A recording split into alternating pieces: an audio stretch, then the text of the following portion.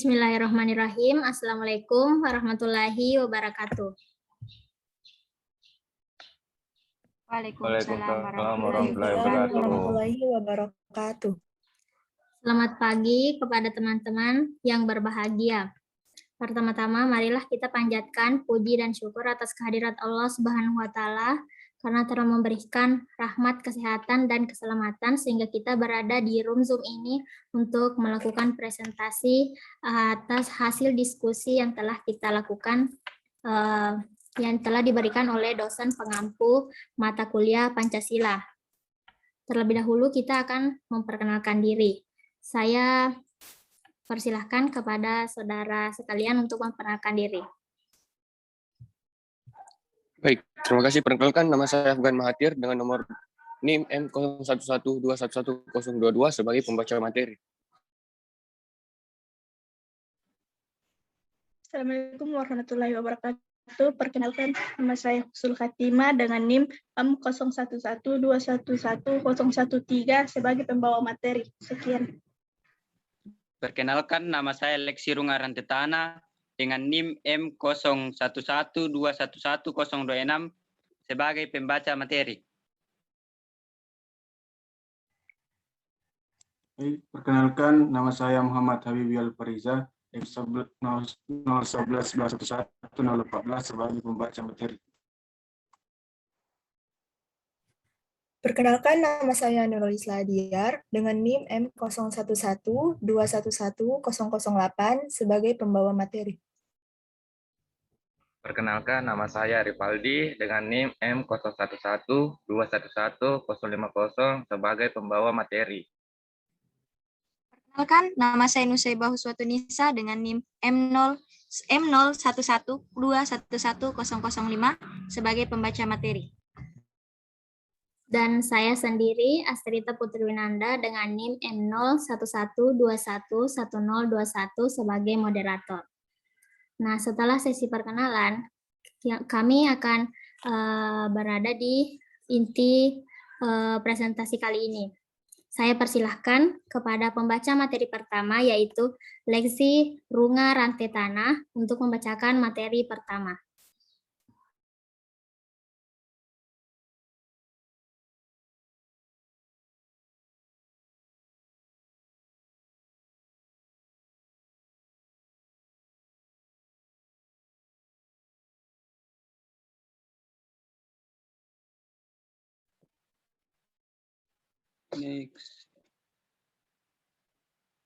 Next slide.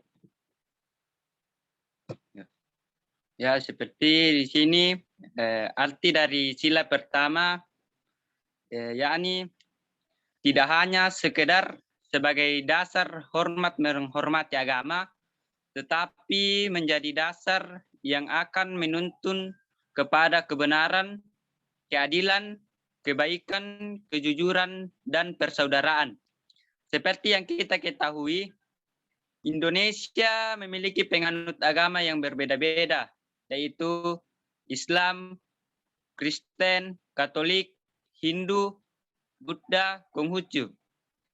Dengan beragamnya agama yang dianut oleh masyarakat Indonesia, bukan tidak mungkin dapat menimbulkan konflik. Oleh karena itu, nilai ketuhanan dianggap penting untuk dijadikan sebagai landasan kehidupan yang bernegara. Sekian dan terima kasih.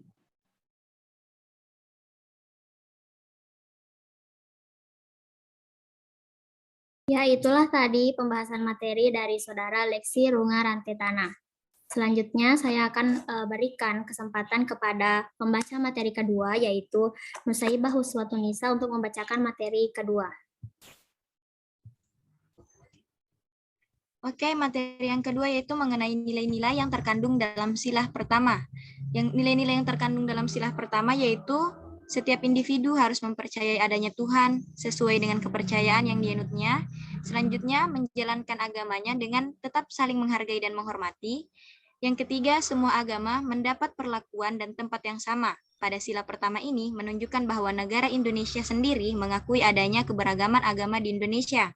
Yang keempat, saling hormat menghormati antar pemeluk agama dan penganut kepercayaan yang berbeda sehingga terbina kerukunan hidup. Yang kelima, tidak memaksakan suatu agama kepada orang lain. Setiap orang harus menghormati dan menghargai agama yang dianut orang lain, sebagaimana sesama manusia, agar bangsa Indonesia ini tidak terpecah belah hanya karena adanya konflik yang disebabkan oleh warga negaranya yang tidak saling menghormati dan juga tidak saling menghargai agama satu sama lain. Warga negara harus menumbuhkan dan membangun serta membina kerukunan hidup yang sudah diatur dalam Silah Pertama Pancasila.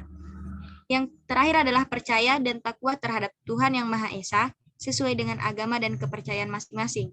Next.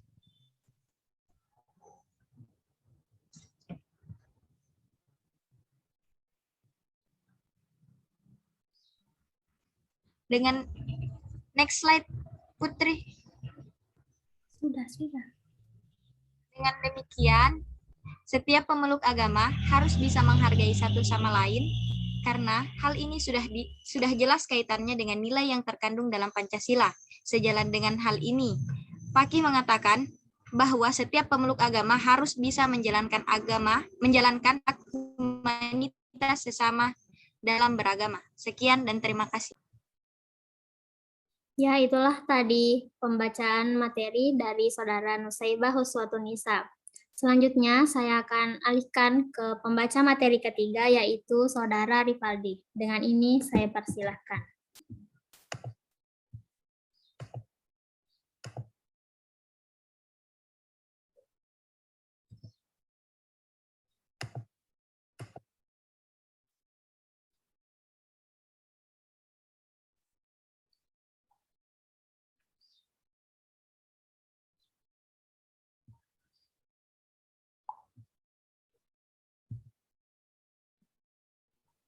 Yang ketiga, contoh kasus penyimpanan Sila Pertama. Belakangan ini, masyarakat Indonesia dihebohkan dengan terjadinya bom bunuh diri di Surabaya, Jawa Timur. Ledakan tersebut terjadi di 3 gereja dan beberapa hari kemudian ledakan kembali terjadi di area kantor polisi yang menyebabkan beberapa korban. Perlakuan terorisme tersendiri jelas sangat menyimpan beberapa nilai-nilai Pancasila. Salah satunya Sila Pertama yang berbunyi ketuhanan Yang Maha Esa. Selain Sila Pertama, terorisme tersebut juga menyimpan pada Sila kedua dan ketiga. Terorisme di Indonesia sendiri dapat disebabkan karena kurangnya akan pemahaman nilai-nilai Pancasila yang sesungguhnya. Dari kasus bom bunuh diri tersebut dikatakan bahwa alasan pelaku melakukan bom bunuh diri yaitu jihad. Hal tersebut sangat menyimpan nilai Sila Pertama tentang ketuhanan Yang Maha Esa yang mana menghilangkan nyawa seorang walau alasannya adalah berhijab dan membela agama. Menurut saya, tindakan pemerintah sangat diperlukan untuk menghindari terjadinya tindakan provokasi terhadap kerukunan umat beragama. Banyaknya kasus bom bunuh diri yang terjadi menunjukkan kegagalan pemerintah dalam menjaga kerukunan umat beragama dan notabene Indonesia terdiri dari beragam agama. Sekian, terima kasih. Ya, jelas sekali ya teman-teman bahwa contoh kasus pelanggaran pada Sila Pertama yaitu salah satunya terorisme.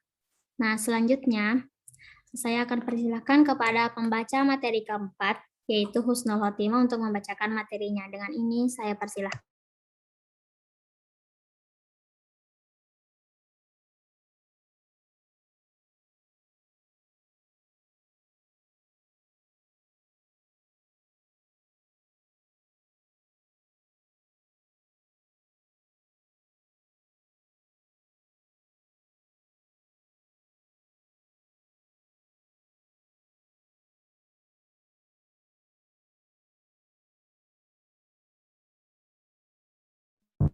Slide selanjutnya.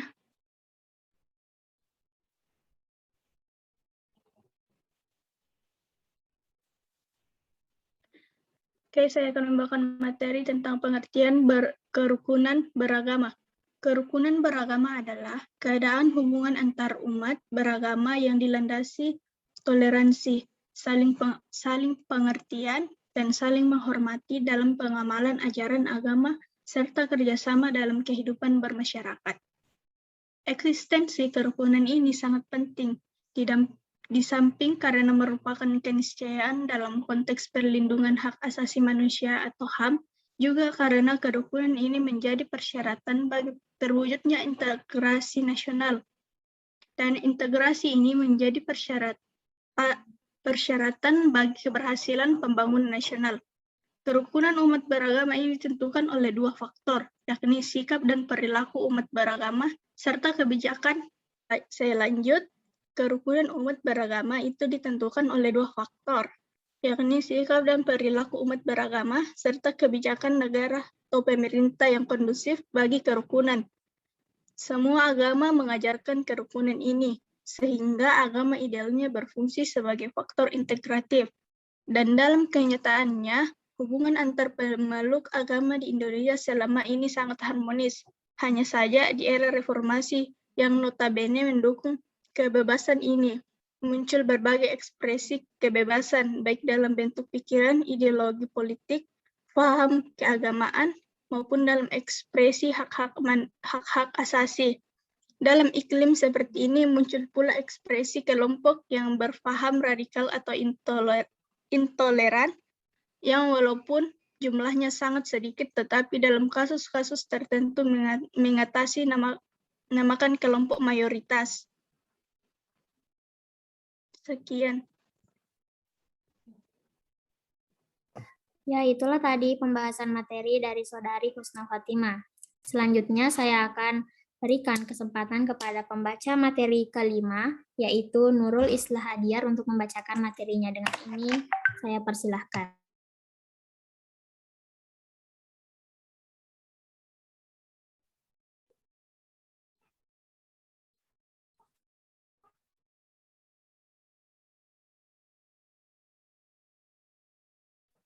Terima kasih atas kesempatannya.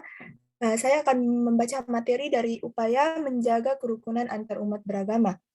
Upaya-upaya yang dapat dilakukan untuk menjaga kerukunan antar umat beragama meliputi memperkuat dasar-dasar kerukunan internal dan antar umat beragama, serta antar umat beragama dengan pemerintah. Yang kedua, membangun harmoni sosial dan persatuan nasional dalam bentuk upaya mendorong dan mengarahkan seluruh umat beragama untuk hidup rukun dalam bingkai teologi dan implementasi dalam menciptakan kebersamaan dan sikap toleransi.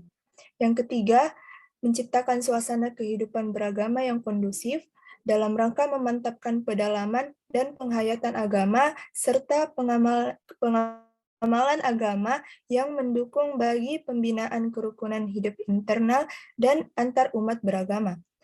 Yang keempat, melakukan eksplorasi secara luas tentang pentingnya nilai-nilai kemanusiaan dari seluruh keyakinan. Sekian dari saya. Baik, terima kasih. Selanjutnya saya akan berikan kesempatan kepada pembaca materi ke-6, yaitu Muhammad Habibi Al-Fariza, untuk membacakan materinya. Dengan ini saya persilahkan. Ya, baik.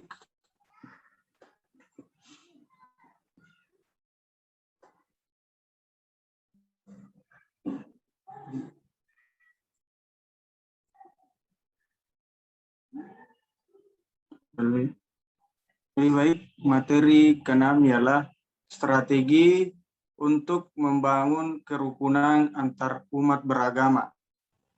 Nah, dalam membangun kerukunan antar umat beragama, strategi yang perlu kita lakukan yang pertama ialah memperdayakan institusi keagamaan.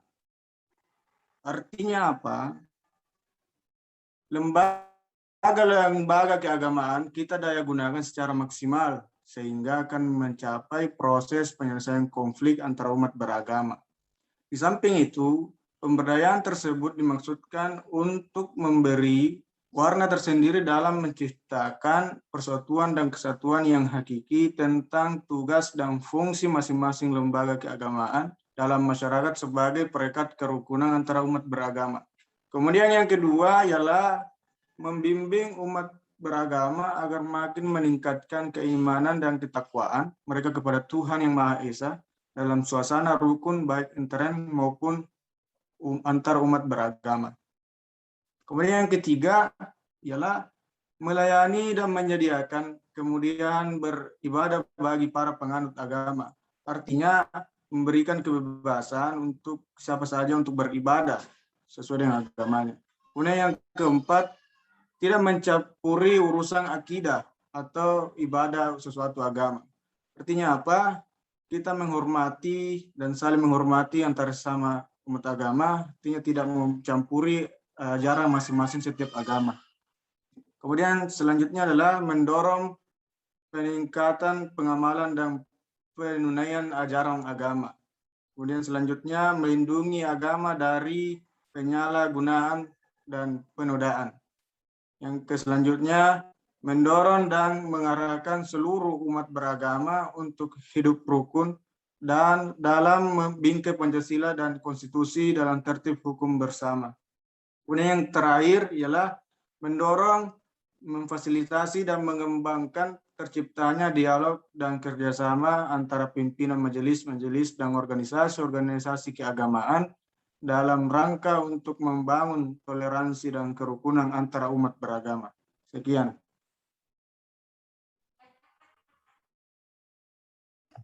Ya, terima kasih. Selanjutnya saya akan berikan kesempatan kepada pembaca materi ke-7 yaitu Afgan Mahathir. Dengan ini saya persilahkan.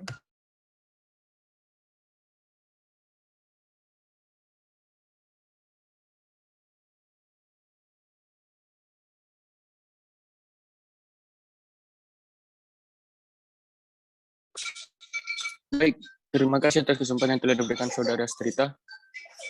Saya akan membacakan materi penyebab konflik antar manusia umat beragama dan contoh kasusnya. Konflik umat-umat beragama umumnya tidak murni disebabkan oleh faktor agama, tetapi oleh faktor politik, ekonomi, atau lainnya, yang kemudian dikaitkan dengan agama. Sedangkan yang terkait dengan persoalan agama di samping karena munculnya sikap keagamaan secara radikal dan intoleran pada sebagian kecil kelompok agama, juga dipicu oleh persoalan tentang pendirian rumah ibadah dan penyiaran agama serta tuduhan penodaan agama. Persoalan pendirian rumah ibadah merupakan faktor yang paling banyak mempengaruhi terjadinya perselisihan atau sikap intoleransi. Di antara kasus pendirian rumah ibadah yang kini belum ada penyelesaian final adalah pendirian gereja GKI Yasmin di Bogor, pendirian gereja HKBP Filadelfia di Bekasi, dan pendirian Masjid Nur Musafir di Kupang. Sebenarnya perselisihan tentang pendirian rumah ibadah yang bisa diselesaikan secara arif dan damai jauh lebih banyak dibandingkan dengan penyelesaian yang berlarut-larut atau yang kemudian menjadi konflik. Jika kasus-kasus semacam di atas terus berlangsung, dikhawatirkan kondisi kerukunan umat beragama di Indonesia akan rusak. Oleh karena itu, penguatan kerukunan dan toleransi itu perlu terus-menerus dilakukan, terutama melalui sosialisasi pemahaman keagamaan yang moderat dan menekankan pentingnya toleransi dan kedamaian dalam kehidupan masyarakat yang majemuk. Juga perlu dilakukan upaya-upaya penguatan wawasan kebangsaan dan integrasi nasional yang meliputi sosialisasi Pancasila, Undang-Undang Dasar 1945, NKRI, dan KAN, dan kebinekaan, dan tak kalah pentingnya adalah penguatan kesadaran dan penegakan hukum, baik bagi aparat negara, tokoh politik, maupun tokoh agama.